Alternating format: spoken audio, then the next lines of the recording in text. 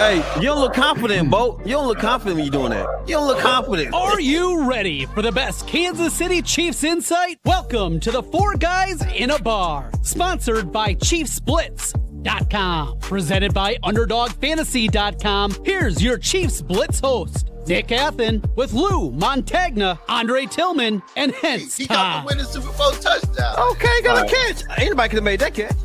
The Kansas City Chiefs select Josh Simmons, offensive tackle, Ohio State. You did it, man. Congratulations. Congratulations. Guys, y'all got it, comic. Guys, y'all.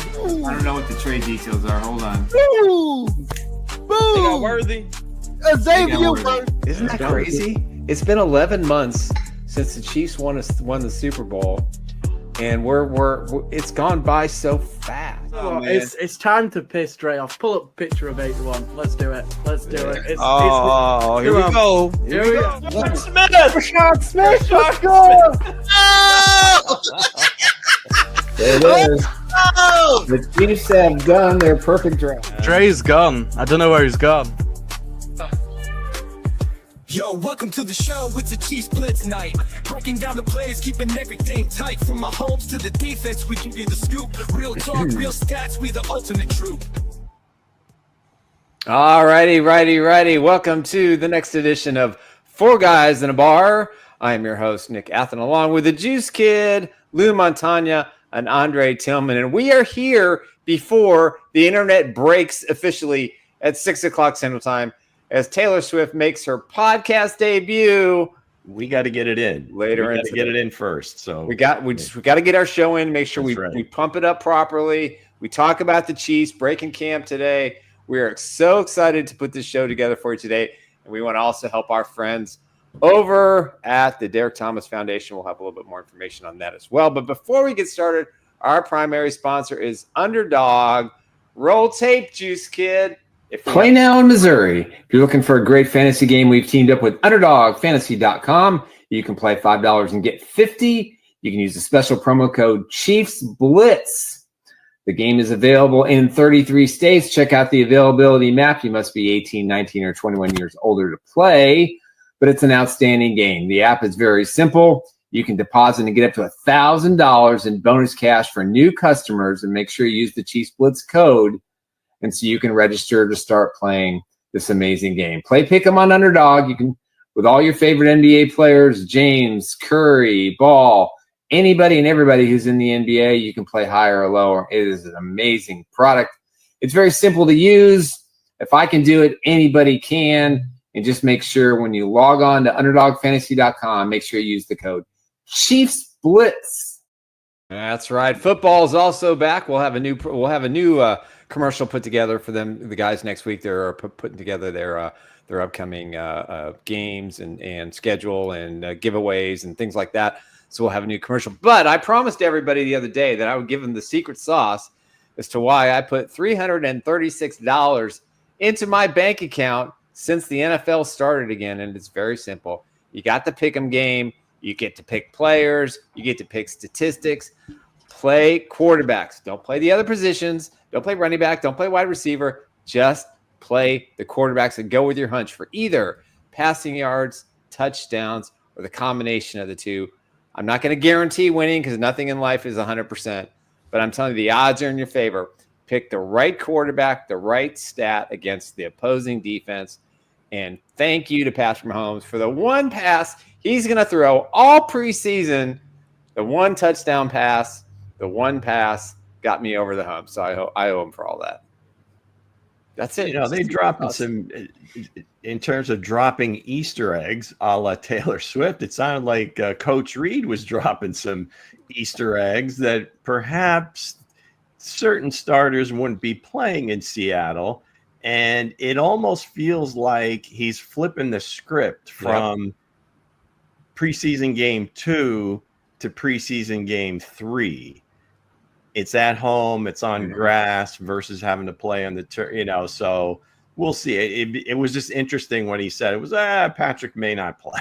Just kind of, oh, by the way, because typically the second of 3 was always that's when the starters played their most snaps. So we'll see how that goes. But it should be interesting. I don't think we're going to see a lot of starters the next 2 games. I think Andy's flipping the script completely. I think I would say a lot of teams did that last year. The offensive line, just because of I guess the newness of it, and just kind of the fact that you got a rookie at left, you've got, I guess by all due accounts, a rookie playing left guard. Right. And that they've kind of got to get that just buttoned up before the season starts. So and the defensive players will play, I think, a little bit, not a ton. But just kind of took the wind out of the sails of the next watch along. But anyway, there it is. Maybe we'll save that for Kansas City anyway. It's a little late in the evening on Saturday or Friday, whatever it is. There you go. I want to also point out that the Juice Kids in town today are on the show today. Hence is going to be gone for a few days, for about 5 or 6 days. So he'll be back next week. And a lovely vacation plan with his family. Going to drive old Route 66. So excited for him. He's going to have a blast on his trip. But all right, Juice Kid, I'm going to ask you the question that I've been meaning to ask you all the last several weeks. Now that it's official, and your boy went from the start of training camp to the end of training camp as the starting left tackle for your Kansas City Chiefs, tell me one thing when you knew that he was going to be the man to play left tackle for the Kansas City Chiefs this season, because I think there's only 2 guys that thought that, you and me, but you had it much earlier than I did. I mean, for me, it was the moment he got drafted. Obviously, Josh is a friend of the show.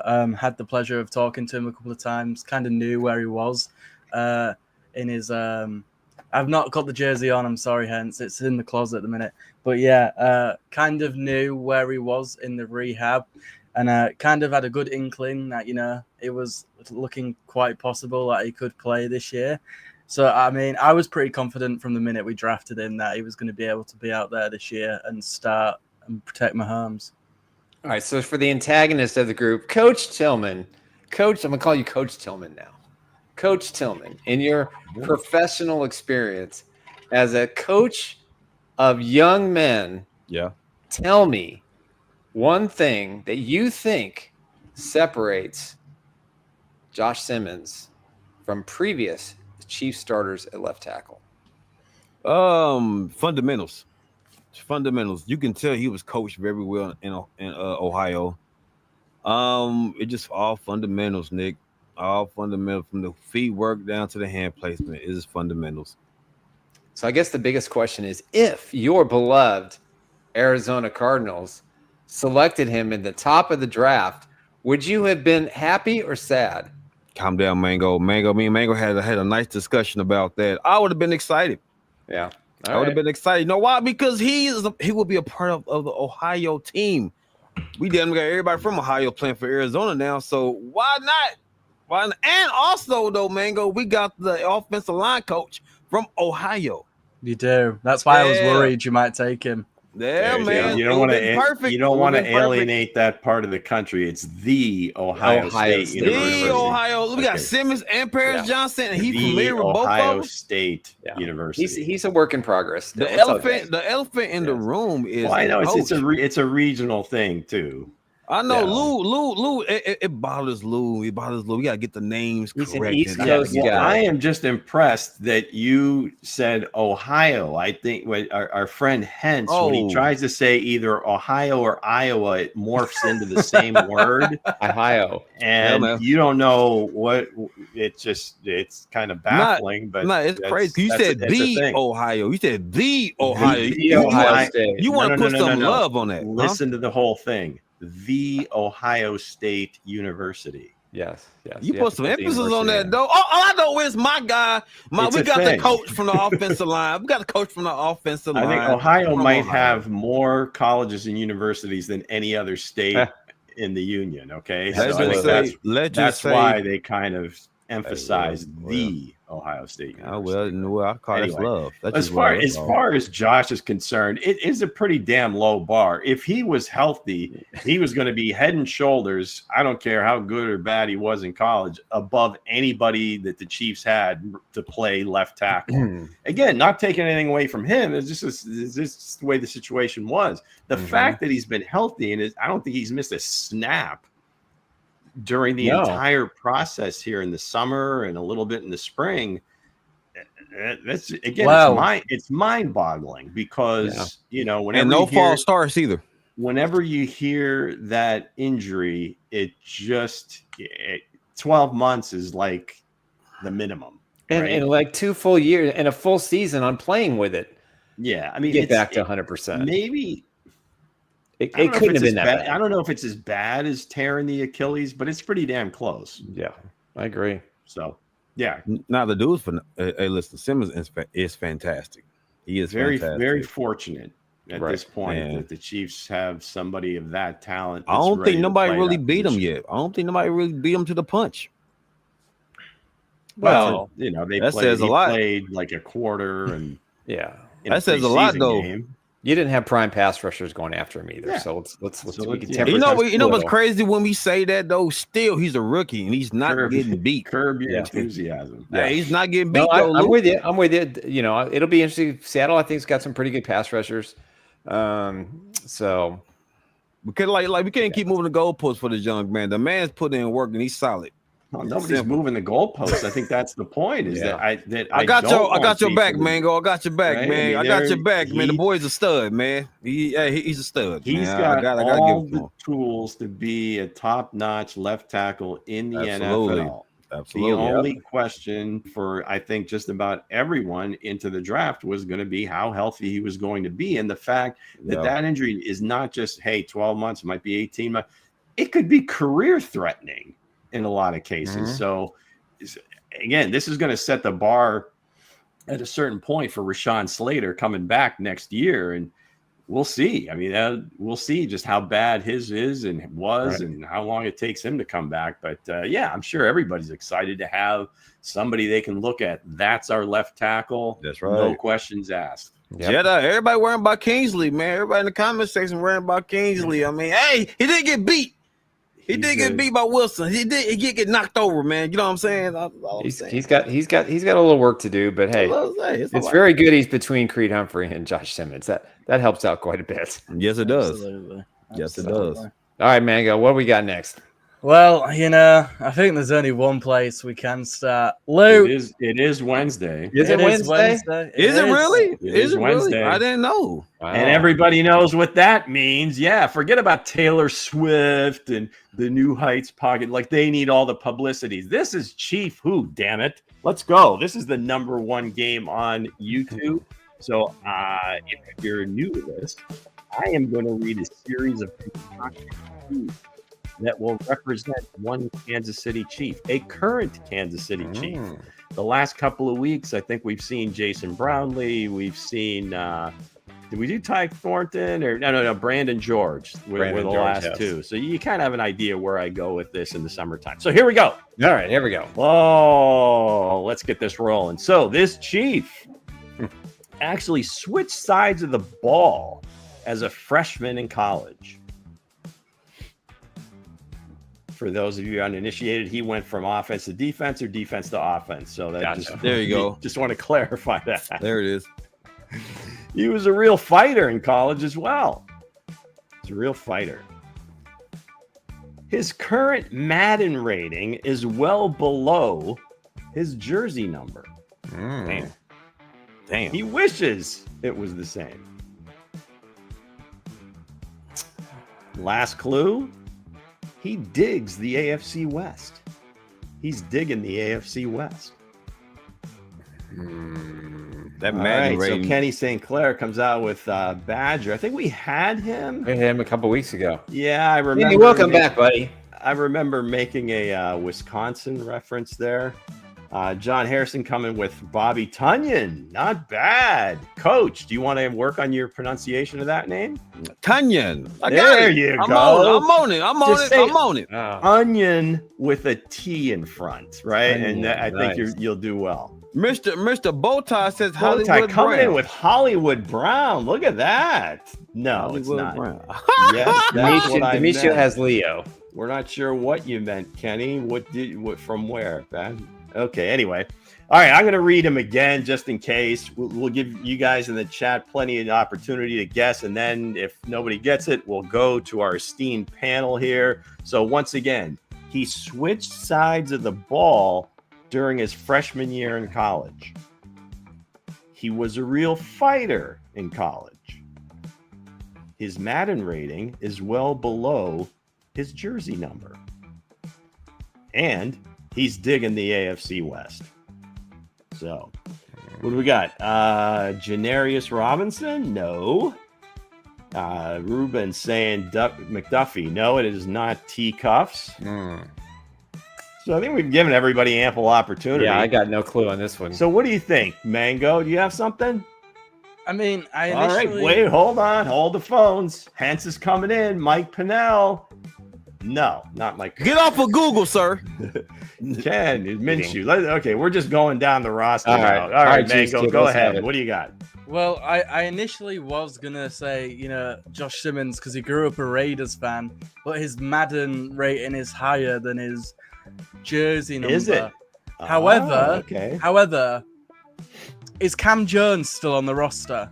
He is number 44 in I your believe program. I believe he was a wide receiver and then changed to linebacker in his freshman year. Is it Cam Jones? Indiana University, Hoosier. It is not Cam Jones. I got him going there for a Mango, while. Mango, it looked good. Mango sounded good too. Nick, Sounded what do you good. think? That's right.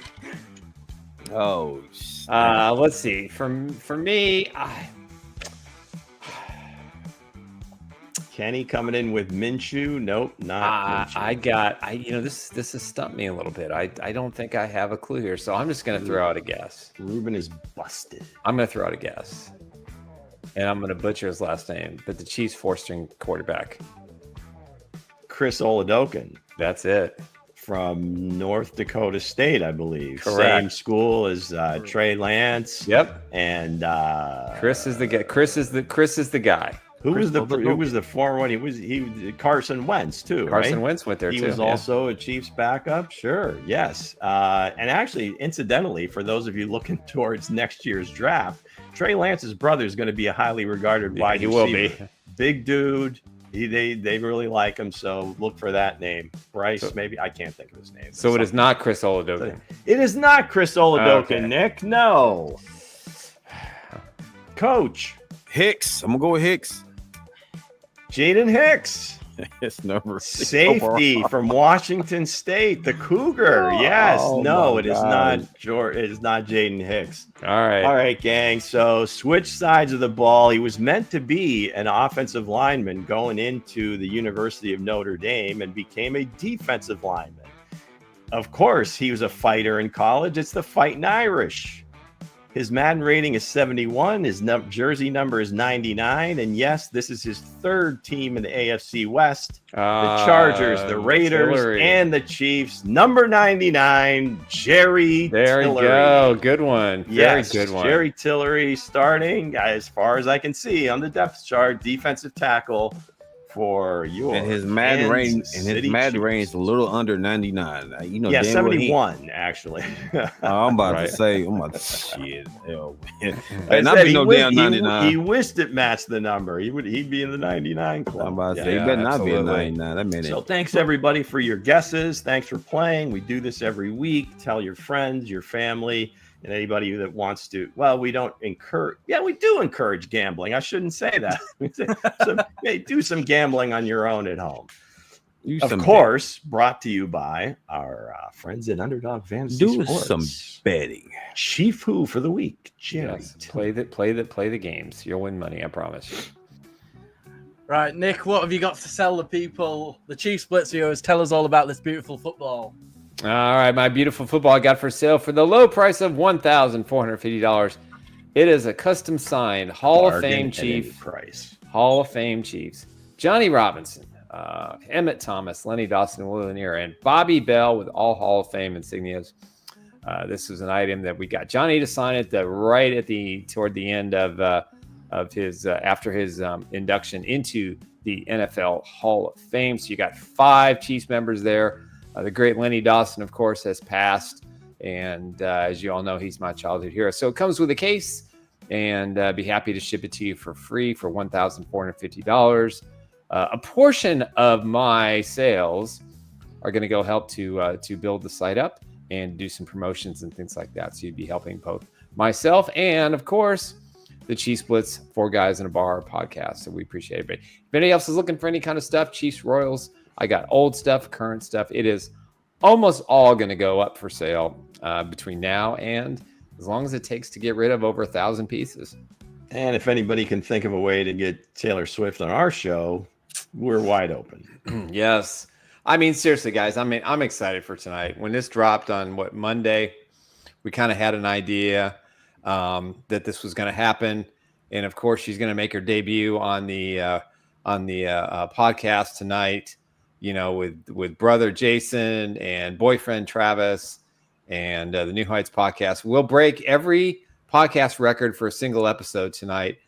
We don't know if it's going to be a 30-minute show or an hour and a half show like they normally do. My guess is probably going to be about an hour, maybe 45 minutes. But nonetheless, hey, great get for everybody. And for those who are negative about Taylor Swift, shut the F up. I don't want to hear it. She's a good person. I'm very good friends with someone who's really close to the family. She does things right. She's honest. She's good for Travis. She's good for Chiefs Nation. And all I got to say is, for a man who's deeply in love with his wife, as I am with my Emily, I see similarities there, the way they look at each other. So it makes my heart feel good. So Nick, that was strong. Hey, Nick, man, you took that as personal. That was personal. I did. Nick. I've taken some of these comments very personal. Oh my God! Just because like I said, damn. Have but do you move around the field my. Travis Kelce? Though? I can't. I cannot move around the field like Travis Kelce. Oh man, don't do that. I cannot play football like Travis Kelce. I do not make the money that Travis Kelce has. But I can tell you, I know what love is. Yeah, man. And they got it. Should we check out a clip from the show? Let's do it. Yeah, if anybody needs a hype man, here we go. Here it is. Let's go. Our guest today is a singer, songwriter, and producer and director from Nashville, Tennessee. That's bullshit. She is from Reading, Pennsylvania. She is the most awarded artist in the history of the American Music Awards, Billboard Music Awards, and iHeart Radio Music Awards. Yeah, damn, Jim. 14 Grammy Awards, and is the only artist in the history to win Album of the Year 4 times. Last December, she wrapped up the Eras Tour, which spanned 149 shows across 51 cities, 5 continents, and was the most attended tour of all time. I'm still going. Hold on. Her last album, The Torture Poets Department, set a record with 1.76 billion streams globally within the first week alone. All right. In the first week? And as a fan of that guy on the Chiefs, she has 19 wins, 2 AFC titles, and a Super Bowl. 92 presenters! Are you ready for it? Making your podcasting debut, the most aggressive guest in the history of shows, Taylor Swift! That intro, Jason! Oh my God! I've seen this before. No, look, his soul has left his body. I'm cramping. No, that was so good. Thank you. I tried, Tay. Thank you for screaming for like 47 seconds. That was so nice. That was so sweet. Tay, welcome to New Heights. Thank you. Thanks for having me on my favorite podcast. As we all know, you guys have a lot of male sports fans that listen to your podcast. Yeah. And I think we all know that if there's one thing that male sports fans want to see in their spaces and on their screens, it's more of me.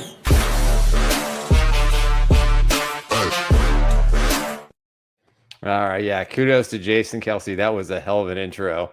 Again, you can check the New Heights podcast on your favorite places. YouTube at 7 o'clock Eastern, 6 Central. I don't know what time that is for the Juice Kid, but nonetheless, it's pretty midnight. Crazy. Yeah. One more thing I want to talk about before we. Isn't that ironic, huh? Yeah. Midnight. Swifties. Nice. That's a witching hour. I love it. I love it. All right. We talked about this last week, but I want to bring it up again about the ultimate ride, the raffle to win the Derek Thomas Mercedes-Benz that he drove when he was in Kansas City. 100% of the proceeds will benefit the Derek Thomas Foundation and the Duran Cherry Foundation. All you got to do is scan it. That's it. It's $100 per entry. We're going to be blasting this on both of our websites and through both of our podcasts.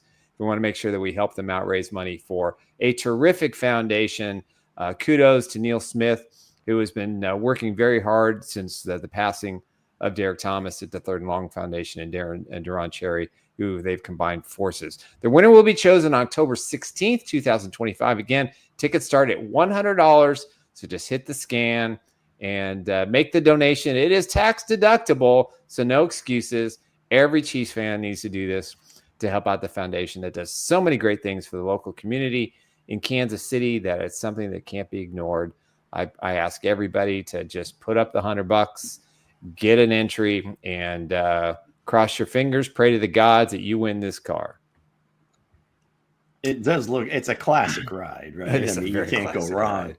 Is there any, I wonder if there's anything in the car that's just specific to Derek. No, there really isn't. He had a massive sound system in there, which they took out. He had a subwoofer. Oh, they took out he had a subwoofer. For those who know what subwoofers are, he had a massive subwoofer and that basically took up the entire back seat. So that's been removed. The inside has been restored a little bit, but for the most part, it's intact. So it's beautiful. I mean, I can't remember how many miles it has on it. I think it's well under 100. But we'll see. We'll listen. It's for a great cause. I've been working with the Derek Thomas Foundation for years, and it's just high class people. And I want to thank our friend Donna for inviting us out there. And then plus we'll have an interview that we'll be posting too. And I hope his wife is driving the car right now. He can't seem to keep his fingers off of that keyboard. Yeah, I don't know how he's multitasking like that. It's pretty impressive. So there you go. Man, that's crazy. So the thump in the trunk is gone. So there's no thump. In the trunk. Thump in the trunk is gone. That's the signature. That's his signature. We can't keep that. I want to feel that. If you win it, trust me. If you win it, you probably be able to put the thump in the trunk. Yeah, sure. Don't worry about that. Don't worry about the trunk space. Get yourself some white walls. There you go. We'll know. But would you really if you really was to win that car? Would you drive it or would you just put it up? Hell no, I'd drive it. You'll drive it. I don't know, man. A nice summer car. I mean, especially in these parts. I mean, we get it just. Yes, can't forget the owner's manual is signed, so you'll get that too. I'm just saying though, I wouldn't. If I get that car, breaking news! There's a brand new countdown on Taylor Swift's website. 7 Eastern time. There it is. Oh boy, it's really official now that she did it. That podcast already blew up. Now it's going to be a detonator. Now I mean, they had a million views in 36 minutes or something like that.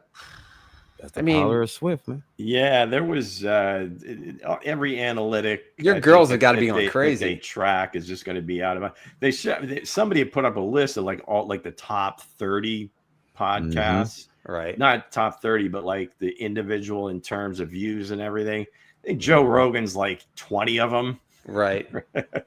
And then there was one somewhere in the Middle East. They must have had somebody from that area. It was 144 million. So that's kind of the just insane that they're shooting for. Yeah, that's just absolutely nuts. That's the power of Swift. Yeah, they already got 1 million some views. I think we had 1100. We had 1100 for the watch along. Yeah, we did good. Yeah, we did good. We had close to 1400. If I'm not maybe that's a strong percent. All right, Juice Kid, guide us. Where are we going next? Where are we going? Well, there's a topic that I believe you wanted to discuss that we're going to really focus on today. Mango is divorcing himself of this right from the get-go. No. This is the shared topic. Sounded specifically no, Nick. This is what you.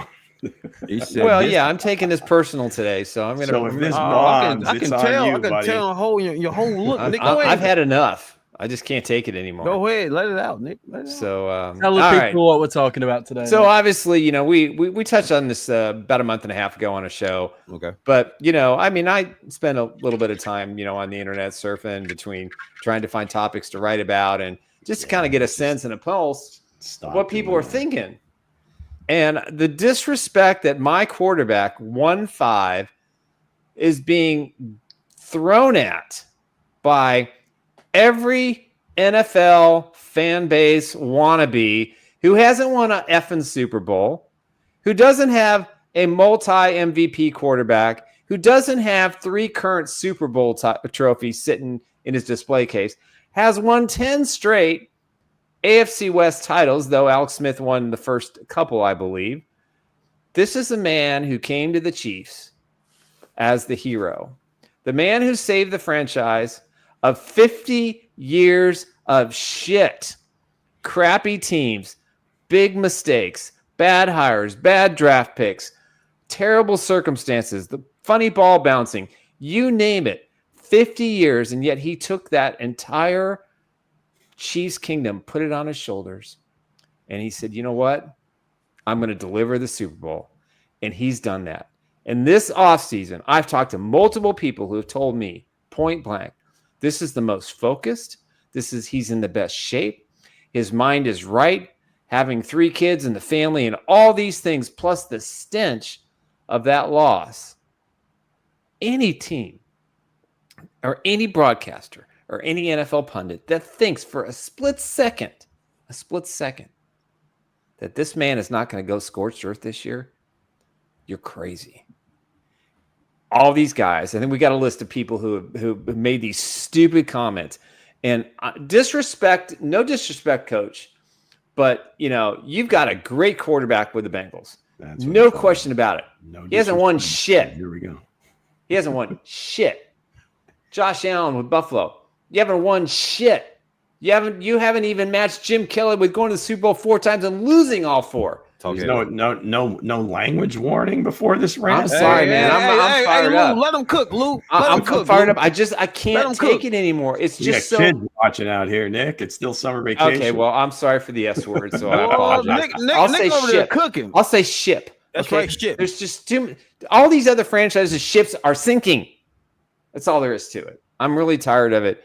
And we got to, you know, we can talk about these quotes. We got these loudmouths out there. The Ringer.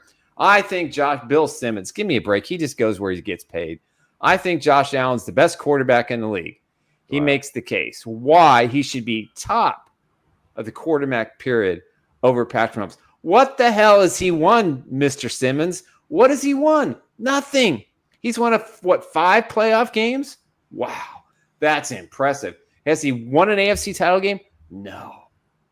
Has he done anything other than carry the hopes of the Bills nation to do nothing but lose to Patrick Mahomes every single year of his career in the postseason? So Bill Simmons, who probably got paid to say that from an agent, from an NFL source, whatever it was, hogwash.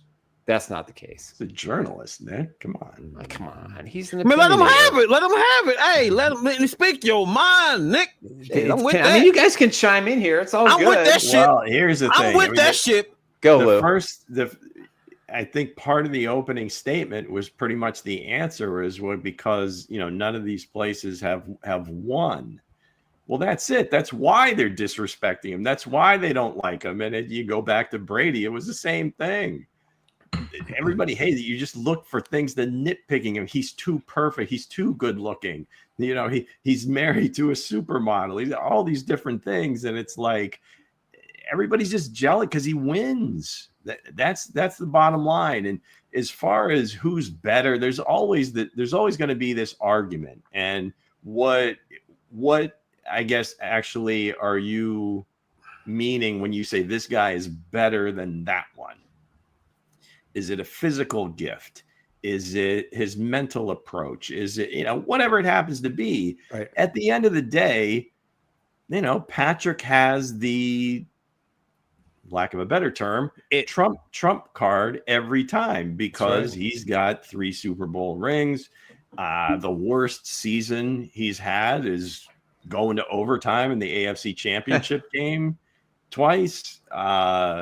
She's clowning. So whatever, Crystal. Yeah, it's I guess it's fun to look at these things and see what everybody that's upset or trying to gain some followers and so forth by saying this, or it's Joe Burrow or it's Lamar Jackson and so forth. And in certain ways in a regular season game, you can see some of the things they do. You could make a case, well, that's better than Patrick's been doing lately. Right. But again, at the end of the day, when you counting up the rings, none of them can come to the table. So yeah, whatever. RJ said this is funny. Go Birds. Yeah, whatever. Which birds? Which birds, RJ? You see that eagle right there on the side? You see that eagle?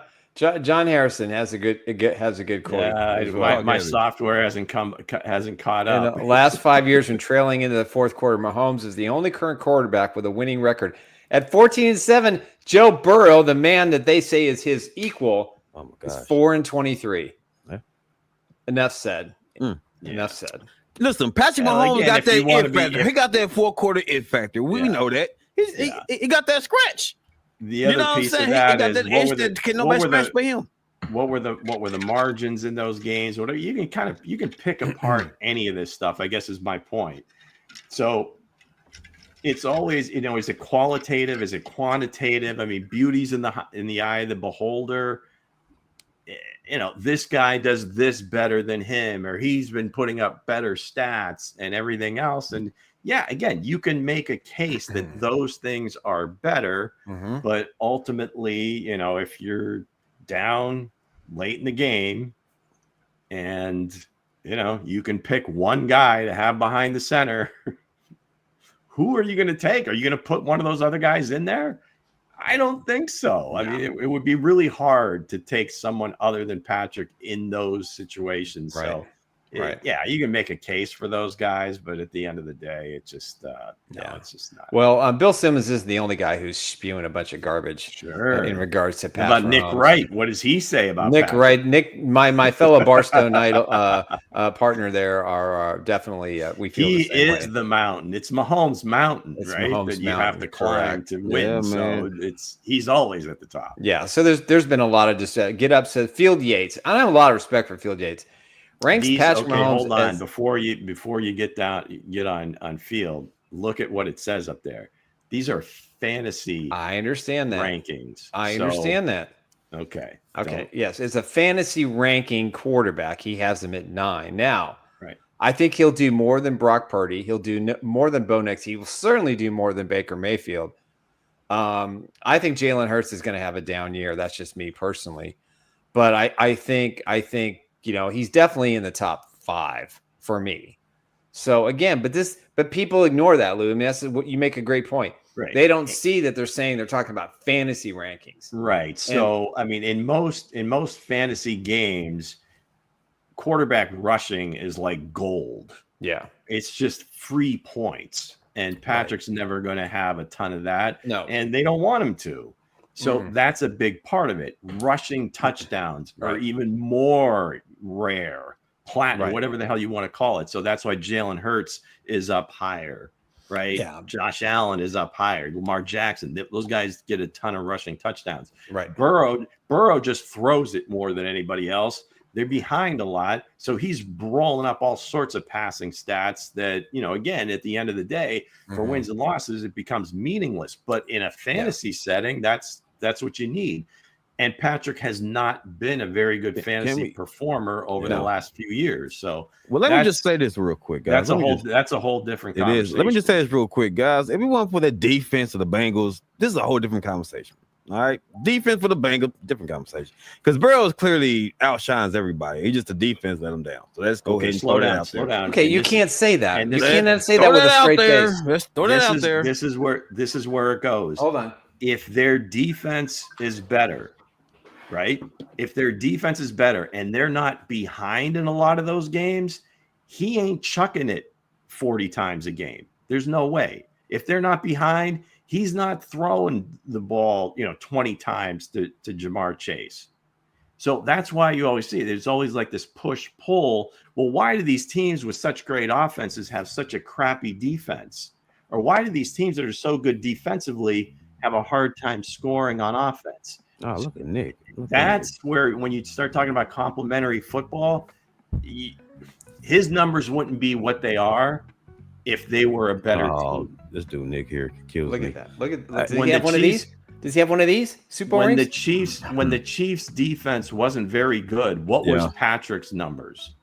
50 touchdowns, 5,000 yards, 4,500 yards, Yeah. 40 touchdowns. Yeah. When he was winning MVPs, the defense wasn't good. He had to put up those points. Same as Joe Burrow. So you be careful with, well, it's the defense's fault. If they had a good defense, his numbers would not be what they are.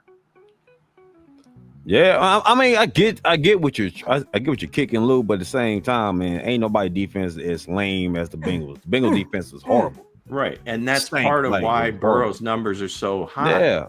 They But have to if you score look that at many it though, he was as high as it was, he still was the best. Oh yeah, quarterback. no, I mean You know what I'm saying? he's the top. He's the Yeah. top four quarterback in the league. But if you look at Patrick Mahomes, just has that it factor. He just got that it. Like some guys just don't have it, and Patrick got that it. It don't matter what the stats are when the fourth quarter comes along. Y'all know Patrick's gonna get the job done. That's all that is. And Patrick's got the scratch because Lamar Jackson is great. He's great. You know what I'm saying? He's putting up big numbers, but he just don't have that it factor. Yeah, at Josh- clutch time, who are you going to count on? That's I think to me when I'm looking at who's better, that's the most important thing to me, because again, anybody can roll up stats, or teams can go between the 20s, whatever, and roll up a bunch of numbers. But at the end of the day, when all the chips are in the middle, who's going to make that play? Who's going to have the guts to, go all in when they need to? And that's the guy. And I don't think anybody else is close. No, there isn't. All right, who else is disrespecting? Austin Eckler. I like Austin a lot. He's got some great takes. I'm tired of these people out there in the media disrespecting Patrick Mahomes.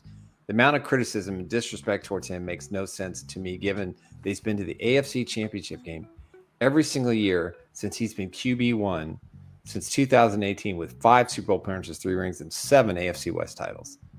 Here it is. All right. Okay, Nick, put on your Jason Kelsey hat. All right. Let's go. Career playoff totals for Patrick Mahomes. Games played, 21. That's a season plus.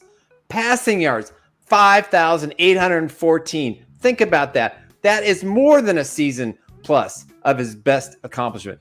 Passing completions, 67.4%, 422 completed passes, 46 touchdowns, only 10 interceptions, an average passer rating in 20 postseason games of 105.4, a 17-4 record as a starter. Plus, you talk about the gold, the rushing yards, 460 rushing yards, another 8 touchdowns, 7 consecutive AFC West titles, will be 8 after this year, 3 Super Bowl wins, the 5 Super Bowl appearances. He's the greatest quarterback of our generation. He's going to be the greatest quarterback of all time. He's going to win at least 2, maybe 3 Super Bowls between now and when he decides to hang up his cleats. I'm telling you right now, anybody who thinks this team is washed up, that's it. Give me the big noise here. Anybody who thinks this team is washed up, this is what it's about. Super Bowl rings. That's what this kid is made of. It goes back to why he's getting the disrespect, is people want that. They want it to be over. They want to dance on the grave before they're actually dead. It's like, I want to be the first one. I want to put the first nail. I want to put the last nail in, however you want to say it. But that's just it. It is a total envious, whatever. But you're not going to admit that. You're just going to say, well, that's it. He had this advantage, that advantage, all these different things, and it's over. You saw that Super Bowl. They're not coming back from that, and so forth. They had their chance. One of the greatest lines ever is, hey, there are fun players and there are money players. That's right. Patrick certainly is both, but he is the money player. This is, Jordan at his peak. This is just, again, when the game's on the line, who do you want with the ball in his hands? It's him every time. I think King Mo said, Patrick Mahomes getting that Brady treatment, man. Like he should, because like I said, I was a Peyton Manning fan. I put Peyton over Brady, but Brady was the guy. Brady had that it factor. It was just Brady. Brady was just great. So that's what Patrick Mahomes dealing with. I love Joe Burrow, but Patrick Mahomes just has it. He just know how to get the job done, and that's the separation. Do we have the clip of Brady talking about Patrick on the Joel Klatt show or whatever that was from? We have the quote. Okay. Yeah, here's the quote. What are the daily habits and actionable things you need to do every day to put your team in a position to win? Patrick Mahomes is the one that does that the most often. He brings a consistent winning attitude to work every single day. In the biggest moments, you can depend on him the most. That's clear. This is from the current GOAT. This is Tom Brady. There's nobody that understands the quarterback position. There's nobody had this kind of unprecedented success. And on the flip side, there's nobody who's had a start to their career in the last 7 years as a starter than Patrick Mahomes. Nobody can compare to that. None of these pretending AFC quarterbacks, some of the pretenders in the NFC. You can't beat what this kid has done. Think about this. He's been a starter since 2018. He's been to the AFC Championship game every single year. Just that alone. Yeah. That alone. I think because we're in the midst of it, people just don't. I don't think there are those that appreciate it, but there are a lot that don't. That years from now, it'll be like, that's just the most amazing thing, because you look at all these guys that we're in this kind of golden age of quarterbacks, and none of them have gotten there yet. Right. And at some point, if they never do, it's like, Karl Malone, Charles Barkley, all these guys that were playing when when Michael was at his peak, and they just can't get there. But I think it's not just that, and I'm sure these other guys have the willingness to do what it takes to win, but that's the big separator. And I think whether it's Nick Saban or Tom Brady, always talk about it. There's plenty of guys that have talent. There's plenty of guys that want to win, but are you willing to do what's necessary on a daily basis to make sure that you are there to win? And that's what separates the ultimate competitors. And that's what Tom sees so much in Patrick, and why he speaks glowingly of him, because he sees a lot of his traits in him, and a lot of the frustrations that he has with the current state of football is that it's especially if you're a franchise quarterback, that's just it becomes your entire life. You have to give your life to it, because if you don't, in his words, I'm going to beat you because I will give whatever it takes. Now, he gave away a couple of marriages and some other things, so you can speak to his life choices. But no, that's a different topic. We don't care about that. As far as winning football games, he's hasn't been anybody better in our lifetime. No. 10 years between Super Bowl wins. King Mo, you're right. What if D Ford never jumped offside? I guarantee they would have beat the Rams. Guarantee they would have destroyed the Rams in that football game. I had Patrick Mahomes been able to get to that first Super Bowl in his first year as a starter. Yeah, that game against the Bengals is still one of the more inexplicable. There should be like a 30 for 30 about what happened. I guess at a halftime. It was one play, and just kind of obviously Tyreek Hill was involved. It was down on the goal line, and Andy decides to go for it. And again, I don't question him. They're up 20. What were they up? 21-3. Yep. You're going into halftime. You got all the momentum. Now, Patrick's decision to force it to Tyreek behind the line. Jerick McKinnon was walking into the end zone if he had the ball. Let me go ahead. I got a little mercy situation, guys. You can make all sorts of excuses what they should have done. But the bottom line is, even if they don't score there, something had to happen within the conversation. Now, I don't know somebody may be getting pissed at somebody else or whatever. Right. But that second half where you are just rolling the entire game, not to say you're going to continue rolling the whole game, but for that to just flip completely, right? How much they dominated offensively to then just go completely 180 degrees and you can't even move the ball. Kudos to Lou Anarumo or whatever the hell they did, but something had to happen in that Chiefs locker room that I would really want to. There was a pretty heavy conversation at halftime. I mean, Patrick Mahomes really wanted to go for it. He threw the pass to Hill. He could have handed it to Jerick McKinnon, who walks in 7 points. No way the Bengals are coming back. That 3 points they missed out on because the clock ran out. That 3 points was the difference in the game. You look at that. You look at the fact that Patrick Mahomes missed McCole Hardman wide open on a couple of plays, including the overtime interception, which, boggles my mind when you look at that film. Chris Jones not getting the sack on Burrow, when he had him to flip the field. I mean, a lot of things, but you're right. It's one of those games you realize, okay, well, maybe the magic isn't quite as magical as we thought it was.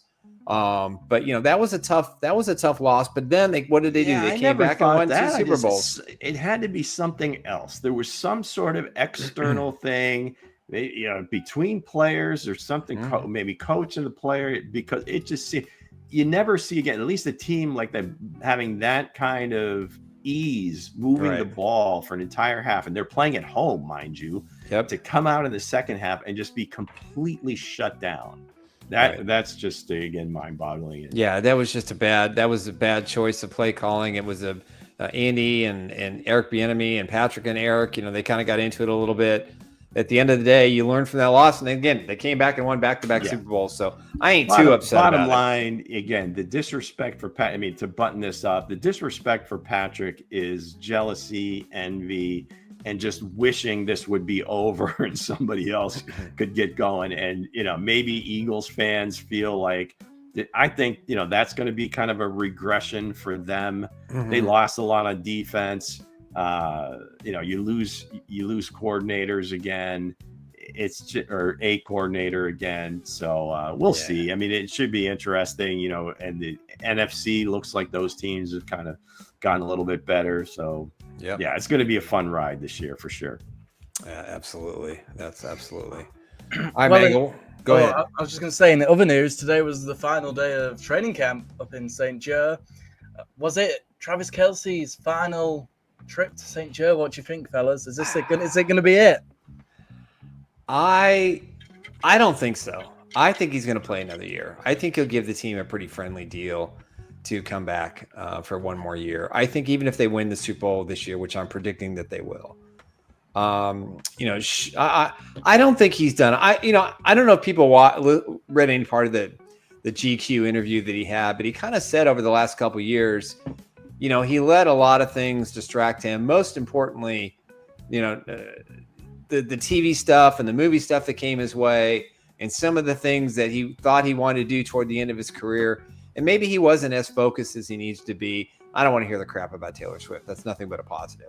But the negative, I think, the stuff about Taylor Swift, it was just, again, your body can only take so much. Correct. Right? And all this just jetting in and out of different countries and quick turnarounds and all that stuff, that takes its toll, man. I mean, not just physically, that part, but the mental fatigue too. factor. Yeah. No, I get that, but I think overall, I think Kelce's learned a lot.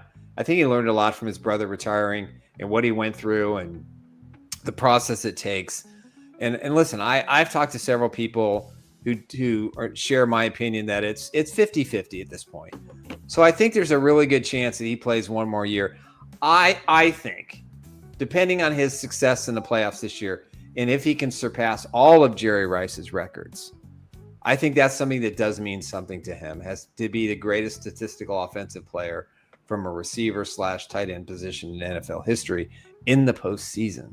Yeah. So if he's close, maybe he comes back for one more year. That's what I think. Any coach you've ever heard speak, any player, successful players you ever see, you always hear them say, keep the main thing the main thing. And everything you talked about there, Nick, there was a lot of other things that may have replaced the main thing for by his own admission. Maybe he didn't realize it as it was happening, but then in hindsight, he looks back and says, well, wait a second, I was taking time to do this and that and the other thing. And eventually that does catch up. Yep. So absolutely. We'll see. I mean, it'll certainly be interesting to track, how well he plays. Does he all of a sudden look like, Travis from just even, I'm not saying like 10 years ago, but even if it was like 3 or 4 years ago, I'll take that in a heartbeat. Being that dominant guy in the middle of the field, catching some balls downfield versus everything near the line of scrimmage, or when it just got to have it plays, just some other splash type plays and so forth. So I think if they were to win the Super Bowl, I think he's definitely done. Yeah, I don't know. Yeah, I jury's out for me. I think he might. Again, you still think Travis got about 3 years left in him, Nick? I think he can play 2 more seasons. I really do. And then he's going to settle down, make movies, TVs, get married to Taylor Swift, have babies. He's going to do the whole life thing. You said about 2 years, huh? I think I think he can play through 2026 and go out with all the records in hand and go down as the greatest tight end in NFL history. Oh, well, he already achieved that number, man. Yeah, nobody beating that. Too. Yeah, nobody beating that. Yeah, that's what I think. So there. There's a bit of a debate amongst Chiefs Kingdom right now, because obviously we've got quite a few running backs, tight ends, receivers to fit on the roster. How do you see that split shaking up in the end, Lou? I think the backs. Yeah, I keep it like this, noise that maybe Brashard Smith is kind of on the bubble. I think he's on this team. They didn't make that. Again, it was 7th round. They didn't have to give up a ton, but still, that kid's going to be something. I firmly believe that. So I think he's on the team. If somebody is like an upset, like if they were just going to keep 4 backs and one of them was to go, meaning Pops or Kareem or Mitchell or Brashard, I think the one that could be the odd man out is Elijah Mitchell. I think we talked about this a little bit last show. Not that he's done anything wrong or whatever, but if they've decided to go that route, that might be it. They brought in a kid this week, Michael Wiley, that he's had some bit of success, in his first couple of years in the NFL. He's been on different teams, different practice squads, and so forth. Right. So it's not like somebody that they brought in is going to be an immediate threat to one of those guys. But at the end of the day, I just think those top 4 backs are pretty much locked right now. And the only upset would be if Carson Steele was the 4th. Elijah Mitchell might be gone. Well, Carson Steele was like the 3rd back in rotation, wasn't he? Yeah, I didn't get that. That surprised me. Well, I don't know. When I went back and watched, Mitchell did come in after Kareem. He didn't get any handoffs. There was like 2 or 3 plays that he was in. And then Carson Steele, but it looked like it was Carson Steele because they were feeding Carson Steele, right? Right. So they were featuring him. Carson Steele, to me, I don't know. The thing with Mitchell, if they feel that he's healthy, they went and got him for a reason. Because if he has that health and that spark back, I mean, he could be he was really good in San Francisco anytime he got an opportunity. So when healthy, yep. Tight end, I think we talked about that a little bit. If they're fearful of Wiley and they want to keep him maybe like on the PUP to start the season just to kind of make sure that he's right 100%, then obviously Tunyon becomes number 4 and that's who they go with. Yeah, Brenning Sewell's going to open up. They're going to put him on IR. They're just going to stash him for a year, and I think that's a wise choice. I don't know if that just seems odd. That it's pretty bad. I mean, Dak's hamstring, I guess, was an all-timer because it lasted all season and into the off season. But this one just seems really curious that some kid this young, that this has lasted so long. Right. Well, I think so. They've got a lot of depth at tight end. This is the deepest tight end class they've had, and Wiley's the key. He seems to be virtually 100%. He's missed a couple of practices, more for being cautious. But you can't sleep on Noah Gray. I mean, 50 Shades. I mean, look at him. He just does everything right. He runs the right route. He knows how to add the number 2. I mean, clearly the number 2. And ultimately, if something happens to Kelsey, knock on wood that it doesn't. But my goodness, I mean, he can come in and he can play the position. He's a terrific blocker. He got his contract extension, so he's got 2 more years of really good money, with a chance to get another contract after that. So I think Kelsey and Gray, I think they're going to play together this year and next year. And then I think the Chiefs are going to know what they have in Wiley and Brenningstool. I think Brenningstool could ultimately be the guy that replaces Travis Kelsey. But, there are reasons why he didn't get drafted. And there are people who weren't high on him like the Chiefs were. And, of course, Andy Reid had to convince him to come to Kansas City to sign as an undrafted free agent. But the Chiefs are really good at stashing players. Yeah. And Demisio had a really good quote here. Where was it? And don't forget, Hentz has that gold jacket placed firmly on Jared Wiley's shoulders. Yeah, something along the maybe Andy's stashing Brashard. I'm with you guys. Brashard's making this team 100%. Well, Nick, both talking about they had a chance to get Nick Chubb. Yeah, whatever. Nick Chubb's knees was clapping on him, sir. They felt about Nick Chubb's as much as they do in that Falcons tight end that he yaps about all the time too. So. Listen, man. I don't know. I think the alligator man, might be cut though. Man. Yeah, I think so too. I think he still might be cut. Yeah, and just everybody, the assumption around, I don't know if it's just Chiefs King or whatever, that if they want a fullback, they want to keep Carson because he's a fullback. He's not a fullback. He's a running back. They could I think, give him some fullback plays, but he's never really been a fullback. I'm sure he could do it, but just the way the offense has kind of evolved, it seems like I don't want to say they've forgotten about that position, but it just seems like they've figured out ways to get around that, with another tight end or whatever it happens to be. So the fact that that's still out there, people tweeting or putting stuff on social media that, well, if they keep a fullback, then Carson Steele's making the team.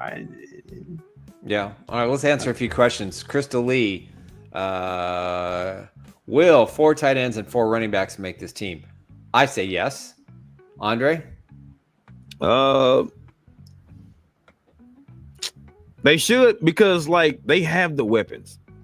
They have the weapons, man. You got Noah Kelsey, Tahan. Hey, what's his name? Lou? Taho? 85. Yeah, okay, man. Damn it, man. Every time, Lou, I start strong, don't I? Tanya, man. I like him.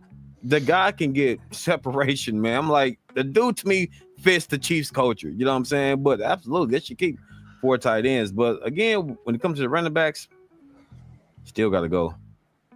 Yeah, now they've kept 3 running backs in the past, right? Yeah, so depending on, I don't know that they want to try to sneak Brashard Smith onto not a chance. Practice squad, which I would. Now he does have a hand issue, so that could be. Something. I personally would take. I would take that personally. Okay. I would be pissed, and we'd have to change our segment, our intro, and I don't want to do that. I'm going to say yes. Okay, I do too. Yeah. All right. Next question from Weston Brewster: do the Chiefs keep Jason Brownlee or Ty Thornton?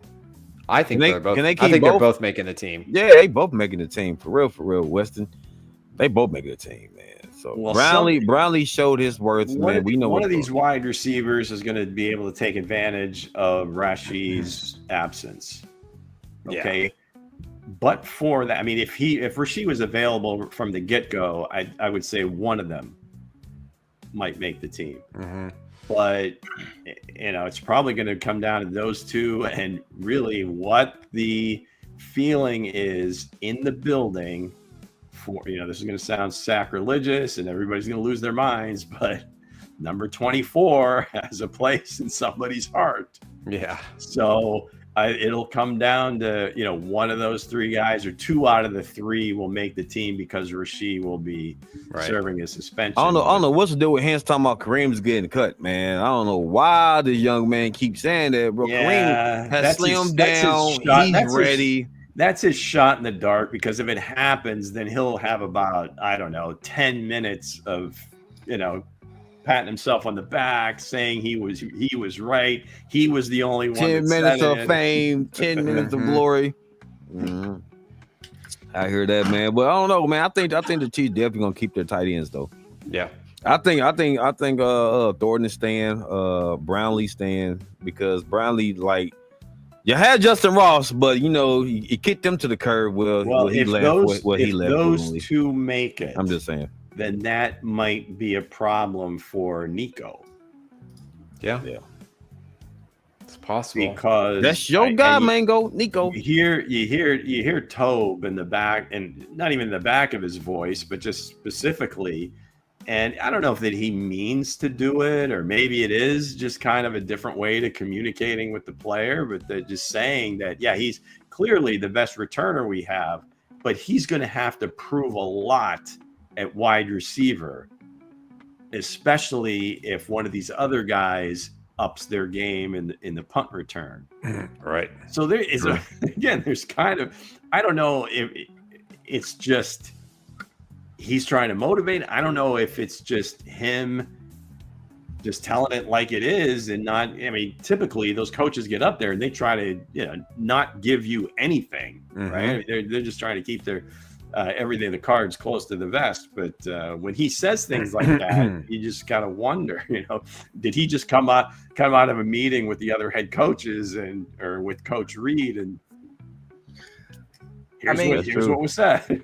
Connor Embry, the wide receiver coach, was also, praising Nico quite a bit in that, saying, so, I mean, I still think he is the best returner on the team. Oh, there's no question he is. Minimize the damage that Coach Tobe.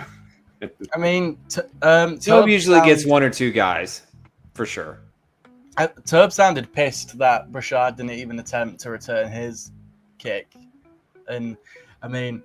Well, if you're going to, and I think the biggest thing is if you're going to catch it at the 4, you better come out with it. I mean, if you're going to call don't fair catch it or don't catch it at all. Yeah. If you're inside the 5-yard line, just take your chances that the ball bounces into the end zone. That's true. But I think that he was probably more pissed about that than the fact that he didn't take it. He shouldn't have been in that position, really. Yeah, no, absolutely not. I mean, the second best return came from Sky Moore, and I think we'd all rather have Nico's hands than Sky Moore. I think everybody that returned a kickoff, it was at least 28 yards. Yeah, and this is with the new NFL rule, right? Kicking from the 35 or 40, pretty good. Yeah, I still don't like this kickoff thing. I think it's stupid. Well, I think it's going to do what it's intended to do. I know it is. And they're going to get a lot more kick returns. And as far as what I've watched in preseason, the kickers are working on placing the ball a lot more, right? Because they don't want to give up the 35-yard line. And I think, Bucker was really, taking it to the limit. There was a couple on the sideline there that you think if the Cardinals guy just lets it go, they get the ball to 40. Right. Exactly. So, right. But no, I think somebody's going to, I thought Tyquan Thornton probably, would be that punt returner if somehow Nico wasn't available. Yeah. No, so we've got Nico had a 48 yards total return. Tyquan Thornton had 7 yards. Noel Williams had 27 yards. Jalen Royals, 26 yards. Sky Moore, 33 yards. And then obviously Brashard Smith did not decide to return. But the one where it was 7 yards, that was a punt return, and then also Brashard did not bring it out. Those other were kick returns, which you gotta delineate those because the kick return numbers should be much higher. Yes. Should be much higher. Yes, definitely. But of course, he's given plenty of guys opportunities to win that job, and if nobody wants it because it looks like if Nico's not cutting it at wide receiver, that they don't want to keep him just to keep him as a returner. So you want one of these other guys to say, hey, I'm as good as him as a kick returner and I can play wide receiver on offense, then that person's going to be well ahead of him. Yeah. I mean, I think they should probably do, what they did with McCall last year. I feel like McCall wasn't planned to be used on offense a lot last year before the injuries. I feel like he mainly got him because of the special teams. Absolutely. I feel like Nico is now that because Nico is the only one who's done it in the league, and had that experience. Yeah. So I would still start off with him. At some point in the season, someone could be better than him, and we put Nico back on practice squad. Right. Not opposed to that, but I'd still start off with Nico, personally. Yeah, nobody else. If somebody else had stepped up in camp and practices and whatever, I don't even think this is a conversation at this point. So he, I think, has that job tightly in his grip. Who knows? We'll see what happens in Seattle. What happens when who's the third game? Is it the Bears? Chicago, yes. Chicago at home, and So I don't that expect game in any Kansas starters City. to play in that game. So if you have all these, as Coach was saying, just all these young guys, because they have so many that they have questions on, wants to give them every opportunity to put their best foot forward in a game like situation.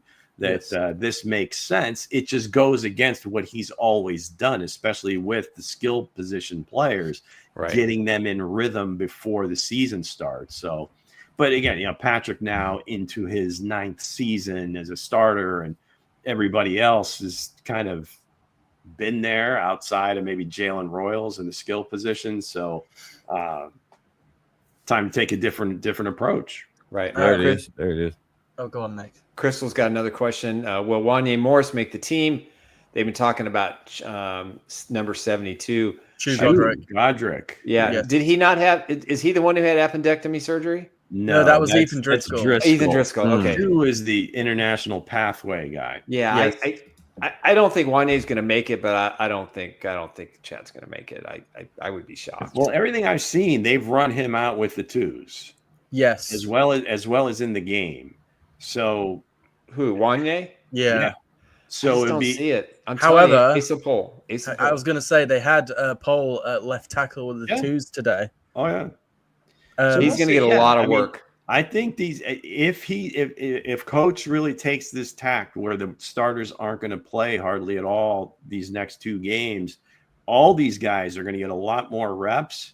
And I think that's what how they're going to make the decision. Now, everything else, I mean, they grade every rep in practice. They talk about every guy after every work, so this is exhaustive. But, if there's guys that are close, I think what they show under the lights is really going to push them up. So real close. Real quick, KC Sports says that he heard from a little birdie that Tyquan Thornton will make the final. He's making the team. No question about it. Yeah. Man. What I found interesting was Carson Steele's also not been back there at all on special teams, as we saw last year. Him and P. Ryan split those duties, kinda. I was pretty impressed with obviously when Nico brought out his return. Brashard Smith looked pretty good blocking to make a lane for him there. I was pretty impressed with that. Yeah. And getting back to Smith, I mean, maybe Andy's saying, listen, I don't want to showcase this kid a lot. I don't want to play him a lot because I think he's got, some significant opportunity to use him in a way that, could definitely benefit the offense. So if you don't see him right now, plus he's got a hand injury. I think he's got a pinky issue with his, either a broken dislocated finger, which, if anybody's got a dislocated the finger. other thing, I mean, he's just too versatile a piece. Yeah. He's going to make the final 53. Yeah. Absolutely. Yeah. Nick. Yes. One more time for the people that missed it. What are you trying to get rid of, my good friend? All right, one more time. I'm looking to get rid of one of my signature footballs. Pass on to maybe a younger person and cherish this heirloom. Emmett Thomas, Lenny Dawson, Willie Neer, Bobby Bell. This ball was signed at an old TriStar event, and then Hall of Famers game. Johnny Robinson was added to it. After he went into the Hall of Fame, all Hall of Fame insignias, the case comes with it. Plus, I will throw in a bonus signed Chiefs 1969-70 Super Bowl winning player in addition to that. So there you go. And free shipping, so you can't beat that. And also, you want the ultimate ride, the Derek Thomas Mercedes-Benz raffle. All you got to do is hit the QR code. You can get tickets. They start at $100. It'll be drawn October 16th. So you have approximately 2 months and 3 days. This is brought to you by the Derek Thomas Foundation, where 100% of the proceeds will benefit the foundation. The Duran Cherry Foundation is involved as well. And they are putting this together as a way to create money and opportunity for those who are less privileged in the greater Kansas City area. And as you know, the Third and Long Foundation was started by Derek Thomas and Neil Smith way back when they were the highlight of the Chiefs defense. And they were great ambassadors. We miss Derek every day. Neil Smith and Duran Cherry now are carrying on the torch. So again, if you want the ultimate ride to win the Derek Thomas Mercedes raffle, really simple. Hit the QR code, throw in $100, pray to the NFL gods that you land this car on October 14th, 15th, or 16th, or whatever the day is. Can we get a Carfax? I'll ask. I'll ask. Well, for sure. For sure. Want it to be roadworthy. We inspect our cars here in Pennsylvania, so yeah, once a year. I don't know what that means. Yeah, so you have to every year. You have to take your car into the service station, and they check everything: brakes, wear and tear on the tires, just about top to bottom, emissions. It's a little bit of everything, Nick. Yeah, you have to have the appropriate sticker in your. Derek was pretty cool. Yeah, man. All right, last question. Yeah, this is the one. And here we go. Here goes Lou. Now, I heard yesterday when Merritt was referring to Nazi Johnson, the one question, and was pretty specific and kept saying NJ and whatever. But at the end, somebody asked a question, and I couldn't hear it. Right? I mean, I turned the TV up to like 100, and you just can't hear the questions when they're in that tent. Mm-hmm. But when he starts talking, he's talking about a guy that, I can see if it's somebody that we're asking to change and play a lot of different positions. But when you're only asked to play one position and you're still kind of not knowing where you need to be on every play, that's a problem. Yeah. And I thought maybe he was referring to Joshua because usually he just plays on the outside. They don't play him anywhere else. Mm-hmm. So I don't know. Hence came back and said number 13, but he had spoken specifically about Nazi before, and kind of part of Nazi's development is that they have asked him to play a lot of different positions. Right. So I don't know. Mango, did you hear the question? Is that who he was talking about? Do you know what? I It's okay to say no. No. Well, I heard a little something. I'll inform you after the show, Lee, but I'd be very surprised if. Why is it so secretive about this? Well, because there are things that we're not allowed to say for people who. I could write a full book on all the things I know about the Chiefs organization in about 60 years. Okay, if we don't out the person that gave you the information, then it doesn't matter. Just hey, this is one of my friends or whatever had this to say. That's all. We're not giving anything away. Sometimes there's a code that takes precedence. That's all there is to it. Well, then what good is the information then? Well, the information is good because then you can can't tell formulate you your all. thoughts around a topic, and you can kind of gear it toward answering the question. All right. So but if don't it was specifically something say. good, I'm sure Mango would have already blurted it out. Correct. And that's the other observation you can make. Will he make the roster? I would say it's less than 50-50. That's my opinion. Yeah, I don't know. I'm surprised he's not already been cut. Based off they don't information usually I have. cut veterans early. Yeah, so. the difficulty is just the fact that this is his fourth year. This is last year on his rookie deal. And he does. I mean, obviously, he does have some talent. Something's missing, and I'm just sick about it. But you know what? Do you know what he has that Joe Burrow doesn't? Two of these rings. You know how many he has? More than Josh Allen? 2. That's all I'm saying. Did you watch the Hard Knocks, Nick? Hey, I'm sorry. I'm so sorry. I forgot. There's a really good quarterback that plays for the Baltimore Ravens. How many Super Bowl rings does he have? 0. Whatever. Hey, Nick, Whatever, there's Nick. there's fun players, and then there's money players. That's right. Thank God we've got a money player. Go for the money with Underdog Fantasy. Play quarterbacks. I'm telling you, it's a game winner. Nick, Let's hear from our friends at Underdog. Give out Really your quick. picks for the weekend. All right. I think I'll do that Friday. that'll Well, go Friday a lot I'll do further. Friday and Saturday Yeah, games. help the people. All right, out, you got it. man.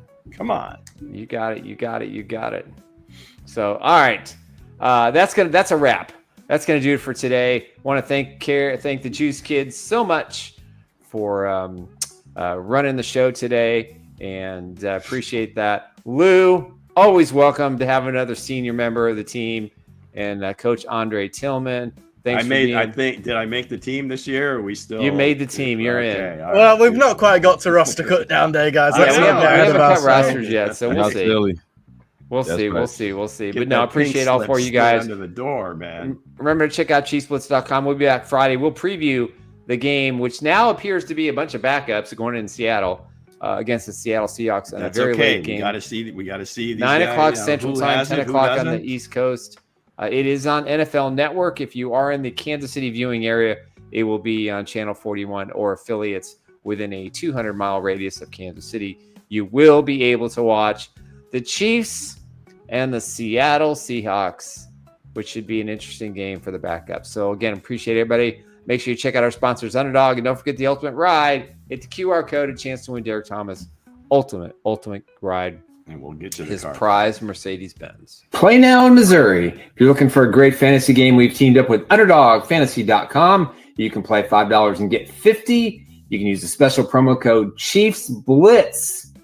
The game is available in 33 states. Check out the availability map. You must be 18, 19, or 21 years older to play, but it's an outstanding game. The app is very simple. You can deposit and get up to $1,000 in bonus cash for new customers, and make sure you use the Chiefs Blitz code, and so you can register to start playing this amazing game. Play Pick'em on Underdog. You can, with all your favorite NBA players, James, Curry, Ball, anybody and everybody who's in the NBA, you can play higher or lower. It is an amazing product. It's very simple to use. If I can do it, anybody can. And just make sure when you log on to UnderdogFantasy.com, make sure you use the code Chiefs Blitz. There it is. And if you want to be a winner and get yourself one of these, make sure you play Underdog Fantasy. Just hit the QR code, type in the code Chiefs Blitz, play $5, deposit $5, play $5, set up your account. You get $15 bonus, and there's some other opportunities to win a lot of great prizes. The NFL debut will be next week of all the events they're going to have to start the season. Before we wrap up, one outlandish prediction that you think is going to come from the New Heights episode tonight. Nick, you're first. Ooh, well, the sentimentality and the Valentine's Day kind of vibe I get would be, she puts up her, left hand with a ring on it. But I don't think that's going to happen. I think the biggest revelation will be her knowledge of professional football. I think will surprise people. That's what I think. Low? Because it'll revolve around number 87. Well, still, you got to understand what your guy does for a living. I mean, really, it just seems like it's just a big elaborate reveal for the new album, and maybe one of the singles or whatever it happens to be. I don't know. Like they talk about these Easter eggs. She's very intentional about it. It's a thing. I got 2 daughters that look for that kind of stuff, and so Other than that, 1.5 million or whatever, 145 million views to break the record. Yeah, that's crazy. Coach, what do you think? Man, I'm with it. Whatever. I'm with it. Oh, mark yourself present as being one of the viewers, Coach. Nah, my bad, guys. I didn't. I'm thinking about. My mom was on something else, man. My mom was on something else. Okay. I mean, Taylor Swift's out of your league. So maybe a bingo Super Bowl win. That's what my mom was at. Nick, I seen the ring, Nick. I see what you was doing. I was letting you have your fun, Nick. I was letting you have your fun. I said today is Nick's day. Today is Nick's day. Let you enjoy yourself. That's why I was like, I'm sitting here daydreaming, like, wow. Let Nick have it, Dre. Let Nick have it. This is Nick's special moment. Go ahead. Nick had a great intro to Patrick Mahomes. I said, what do I look like spreading some Bengals love on that? I didn't want to rain on your parade, Nick. I said, go ahead and kill it. I said, go ahead and kill it. I give you your sunshine for today. I give you your sunshine for today. That's what I'm saying. Hey, it's cool. You done? Absolutely. Absolutely. So here you go. Okay. There you go. I'll bring up my 3 rings next time. All right. All good. Great. We've overstayed our welcome. Let's go. Yes, we have. Peace out, everyone.